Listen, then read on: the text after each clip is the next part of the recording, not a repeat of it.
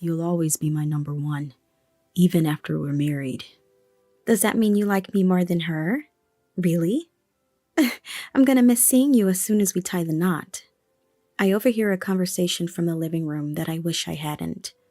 I couldn't believe the words coming from my fiancé, Milford. Hearing it with my own ears was shocking, even though I knew about it. It wasn't that I didn't believe it, but it turns out the stories from Milford's sister, Charlotte, were true. I had heard about his careless ways with women, but never imagined it would come to this right before our wedding. Charlotte and I exchange glances and quietly leave the house. Maybe it's better to have found out before the wedding. Thanks to Charlotte, a capable ally, things seemed to be moving smoothly. I thought our relationship was going well because I hadn't noticed anything. Or rather, I was pretending not to notice. So, like a puzzle missing a single piece, everything easily falls apart. Unwanted evidence of the two of them starts surfacing, one after another. I can't believe how easily I find proof of what Milford has been up to the point where I disgust myself. I'll never forgive Milford and his affair partner, Sania. With this vow in my heart, Charlotte and I start plotting to make them suffer. My name is Aretha. I'm 25 years old and work in the HR department of the administrative division at my company, known for being reserved among my colleagues. I'm not taciturn. I'm just not good at initiating conversations, nor do I prefer to be cold. Currently, Milford and I live together in our own home. Milford was the only one who actively approached me at work, where I rarely spoke. He's 2 years my senior and could be considered the ace of the sales department. He started talking to me soon after I joined the company as a new graduate, and he pursued me aggressively. Despite being in different departments, he often invited me to lunch or out for drinks. Milford is refreshingly handsome, and I heard rumors that many women from various departments were after him. So I indirectly refused unless we weren't alone. But Milford was persistent and sometimes a bit pushy about wanting to go out, just the two of us.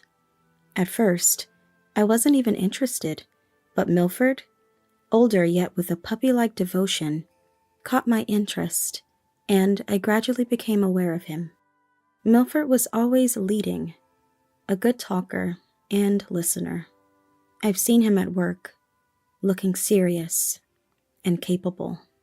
Despite rejecting Milford's confessions several times, his relentless pursuit eventually led me to accept.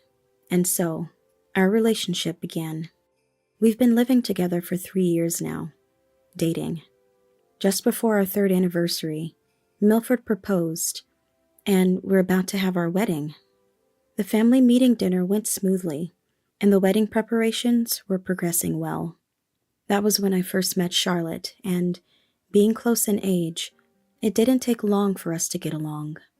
Charlotte, with her friendly nature, was great at engaging even someone like me in conversation. For the first half year, Milford joined the wedding planning and we went on dates afterwards. But recently, citing work, he's been leaving me to attend the meetings alone. "You should do what you like, Aretha," he'd say, a phrase that seemed to become his catchphrase. He's been coming home later and later, so I decided to confront him about whether it was really work. "It really is work. Sorry for making you feel insecure. It's just a busy period with a big project. I'll try to make more time from now on." Though I wasn't convinced, he promised to make time, so I didn't press further. I only accompanied the planner for weekly meetings before parting ways there. Even though he began making time once a week, his late-night returns during the weekdays increased. He also started going on more business trips. Being in the same company, I should understand if he's busy, but looking at the sales department as a whole, there wasn't much overtime or business trips.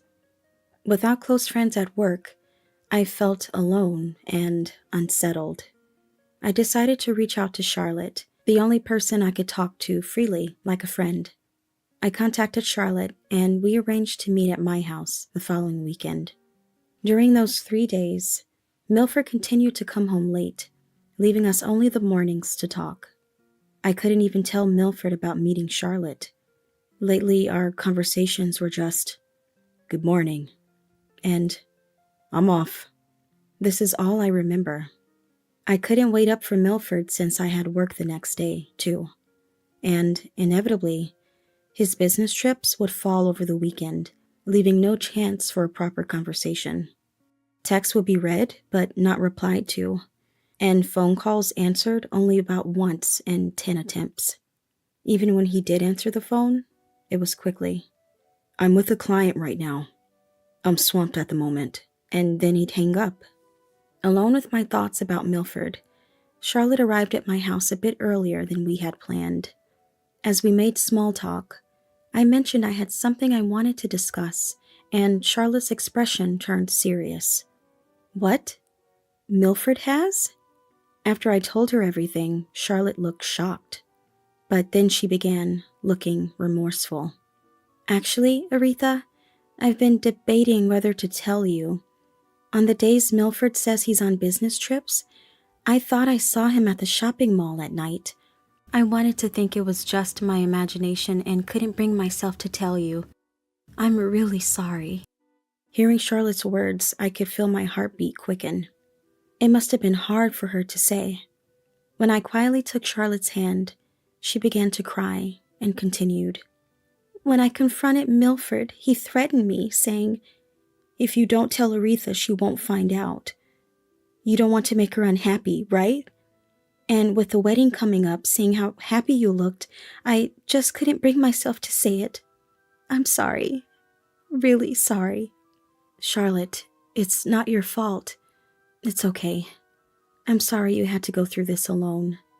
Being threatened must have been hard. Thank you for telling me, even so." Charlotte began to cry as if she was letting out everything she had been holding back. I also heard that Milford had always been careless with women. Despite feeling bad for Charlotte, I couldn't fully believe that the kind Milford I knew could cheat.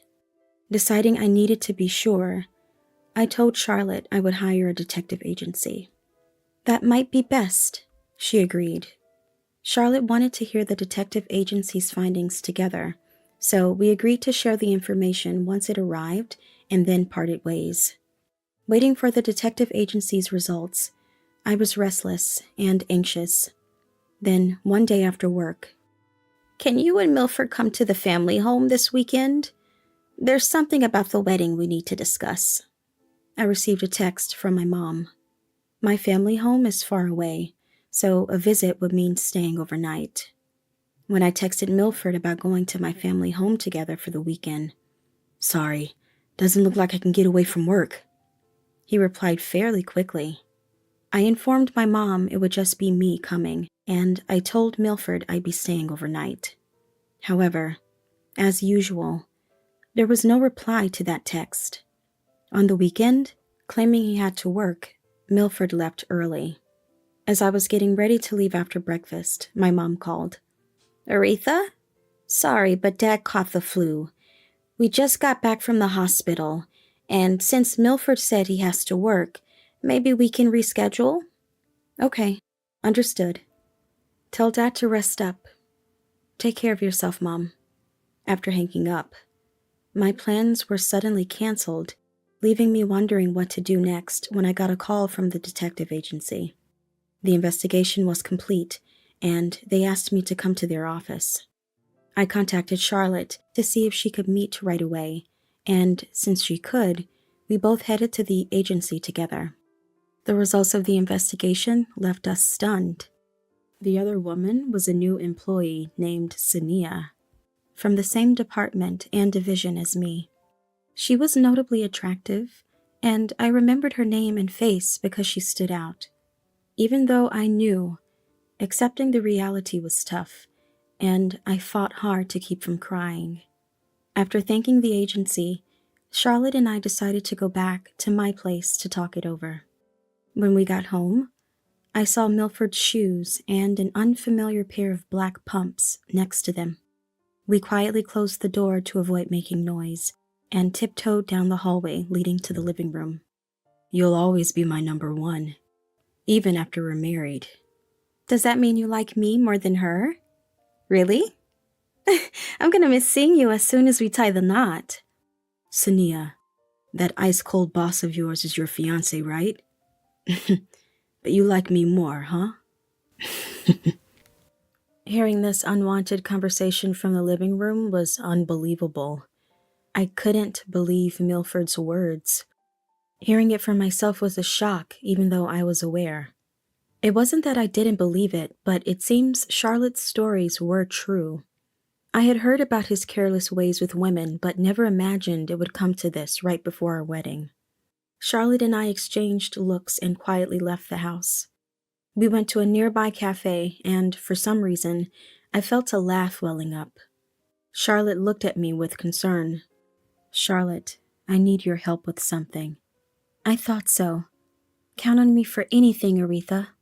So we started plotting our revenge. From that day, I stopped initiating conversations with Milford. Seemingly sensing something, Milford began to approach me more. By this time, there was less than a month left until the wedding. Even as Milford started initiating conversations, my cool responses made him stop going on business trips and start coming home earlier. Charlotte must have been late, huh? Welcome back. My boss said we could leave on time since the wedding is coming up. Finally, we can relax. When I got home, Milford would start making excuses without being asked. I simply replied, "That's good for you." We had never fought during our relationship, but this was the first time Milford raised his voice. What's with that attitude? It's really irritating. Did I do something to you? Why are you so cold all of a sudden? Is this some kind of revenge for coming home late before? Not really. It's nothing like that. It sucks to finally be able to come home early and then have to deal with this at home. I'm going out to a bar with friends tonight. Saying that, he prepared something in his room and left, making noise with his footsteps. I figured he was probably going to meet her. Since Milford's bedroom door was left open, I decided to check inside while closing it. Noticing the closet door was also open, I saw that his suits were missing, suggesting he might not come back tonight. This meant I could proceed with the next steps of my plan. I called my parents to inform them about Milford's affair and my plans for revenge. Though shocked by the sudden news, "Go all out if you're going to do it," they said. After ending a call with my parents, I noticed a text from Milford asking, "Do you understand why I left? Reflect on your actions." I didn't reply, but took a shower and went straight to bed. Somehow, I wasn't feeling sad or angry anymore, just looking forward to seeing if our revenge would be successful. Charlotte was probably telling my in-laws about Milford's actions by now. I had given her copies of the evidence photos from the detective agency, so they would believe her. It was uncertain if they would join our plan. Even if they tried to stop us, I was determined to proceed. The next day, Milford came home, slammed his bag on the table without a greeting, and burst out. "Aretha, enough is enough. What's your problem? If you don't speak up, how am I supposed to know?" "What? Welcome home." "Are you joking? Can't you be more charming? More like her?" Milford stopped mid-sentence, realizing what he had said. Was this an admission of guilt? As I silently stared at him, Milford awkwardly said, "Anyway, you're pretty and competent. What you lack is charm. Forget it. I'm going to take a shower." Milford hurried off to the shower. During this time, I went to my room and texted Charlotte about the conversation. Charlotte responded, "What is that? A confession?" Finding the situation amusing. Then, on the eve of the wedding, my parents were staying at my house, and Milford said he would stay at his parents' house, already absent from our home. So, I had my parents help me pack up. "Aretha, are you really leaving this house?" "Yes, I'm done. I don't need memories with Milford. My parents agreed with my decision, packed the car, and arranged for a courier to pick up the rest later. The next morning, I woke up early, perfectly applied my makeup, and was fully prepared. Milford started calling persistently. Ignoring all his calls, I saw texts from him. "Where are you? What are you thinking?" I ignored these as well. After that, I received a call from Charlotte, who was at the venue. Once I answered, Charlotte asked the venue staff to project her phone screen for everyone to see. Switching to video call, I took a deep breath and began speaking to the attendees through my phone. "Ladies and gentlemen, thank you so much for being here today on our behalf. However, I must inform you that I cannot marry Milford. Charlotte, Milford's sister, will explain the details." After I said this, Charlotte took the microphone and directed everyone's attention to another screen showing photos of Milford's infidelity. The room buzzed with murmurs, but Charlotte methodically explained each photo, with only Milford and Sania, who had boldly taken a seat in the venue, turning pale at their disgraceful images being displayed. Sania suddenly stood up in front of the screen. "Don't look! It's a misunderstanding! Someone delete this!" she yelled. Milford tried to take the microphone from Charlotte, joking that it was just a wedding prank, but no one believed him. The company's executives started to murmur, "What's going on here?" while friends commented, "This is bad," some even finding amusement in the situation. Then father-in-law John, in anger, took the microphone and addressed the crowd. "Ladies and gentlemen, we deeply apologize for today's inconvenience. Our son has caused you trouble. We will return your wedding gifts as you leave, but please enjoy the meal. Thank you very much for coming. We will take our leave now." With that, he grabbed Milford by the scruff and exited. Sania, being engaged to Mr. Truss, sensed trouble brewing and had already started arguing. "It's not true. That photo is fake. I would never do that. Believe me." But Mr. Truss ignored her desperate pleas and walked away without looking back, leaving Sania crying and the guests disillusioned. Charlotte and I apologized to the venue staff and the attendees before ending the call. Immediately after the call, I quickly took the rest of my belongings and left the house. I had informed Charlotte that Milford's belongings were stored in a rental warehouse, assuming he would retrieve them someday. "Goodbye, Milford," I said as I left our shared memories behind. After moving out, I went to his parents' house with my parents and a lawyer to discuss things with Milford.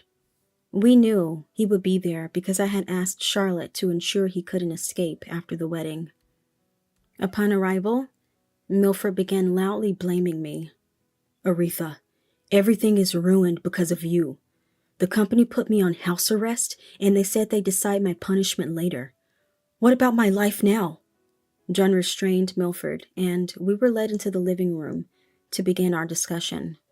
The lawyer started explaining from the beginning, and when the topic of breaking off the engagement came up, Milford seemed surprisingly shocked. "What? Wait, why? We're not getting married?" Hearing Milford's words, we were all taken aback. It seemed everyone was thinking, how could he still believe marriage was possible under these circumstances? Obviously, what are you talking about? "Let's continue. Our demands include a $50K cancellation fee for the wedding, $20K in compensation, and an even split of the assets. If these terms are refused, we'll immediately proceed to court." Milford started to say something, but John stopped him. John spoke on Milford's behalf. "Aretha, I'm sorry for the trouble my son has caused. Whatever he says will go along with your demands. We'll make sure he pays for everything." With John's sincere apology, I decided to leave without saying anything more. Thinking it was all surprisingly straightforward, I returned home, only to find myself the center of attention at work the next day. However, no one approached me, allowing me to go about my work as usual. As I was about to leave at the end of the day, I was approached by an angry Sania at the entrance. "It's your fault. You had to meddle. I was about to marry a wealthy man and have a handsome lover living a happy life. I'll never forgive you." Just as she lunged at me, Mr. Truss arrived in time to hold her back. "This isn't Aretha's fault. I had my suspicions from the start. Your reckless spending was too much to ignore. Even without this incident, I would have called off the engagement." Sania broke down crying and was taken away by the police called by Mr. Truss for attempting to harm me, receiving a stern warning. After thanking Mr. Truss the next day and hoping for a return to normalcy, I mistakenly answered a call from Milford. "Finally got through. Aretha, can't we start over?" "What are you talking about? It's impossible." "Then, since I'm paying compensation, I can live in our home, right?" I was baffled by Milford's logic. The home we lived in was a gift from my parents for our engagement, in my name. I sold that house. "What? How could you do that on your own? Isn't the house communal property? What about the sale money? Does that reduce the compensation?" "First off, that house was bought by my parents in my name. It's not communal property. Talking to you is giving me a headache. Don't call me again. Goodbye." I hung up without letting Milford say more and immediately blocked his number, later telling Charlotte about the call and planning to meet up. Today was the day to meet Charlotte. Over tea, she updated me on Milford's situation. The total compensation and cancellation fees he owed amounted to $70K. He had been transferred and had his salary cut by the company after the compensation claim was confirmed, but he quit in frustration after being reprimanded daily, having never worked in any capacity other than sales. Milford had planned to take refuge and live at his in-laws, but John ousted him, Charlotte explained. Concerned that Milford might default on his compensation payments, John arranged for him to work and live at a factory owned by an acquaintance. This factory, located far from the city and out of cell phone reach, would ensure Milford couldn't bother me anymore, Charlotte said with a laugh. Curious, I also inquired about Sania's whereabouts. According to Charlotte, Sania faced a $30K compensation claim from her former fiancé. With her looks and charm, that amount should have been manageable. However, Sania's prejudices against certain jobs left her unable to repay her debts and struggling to make ends meet. Eventually, she found temporary work but was fired due to incompetence, relying on part-time jobs to survive and becoming obsessed with nightclubs. Her debts increasing, Sania could no longer afford her nightclub expenses and was last seen being escorted away by intimidating figures, her current whereabouts unknown, Charlotte noted. When I asked how Charlotte knew so much, she revealed a surprising connection. She and Sania were classmates in middle and high school. Sania was infamous for stealing others' boyfriends, a reputation that made Charlotte wary of her from the start. This incident, it seems, settled any unresolved feelings Charlotte had towards Sania. At work, I faced no condemnation. In fact, the incident made me more approachable, leading to new friendships and lunch companions. Conversations with Mr. Truss revealed a shared compatibility, evolving into regular outings on weekends. The future of this relationship remains uncertain. Charlotte and I continue to share a close bond, akin to sisters or best friends, planning to maintain our friendship.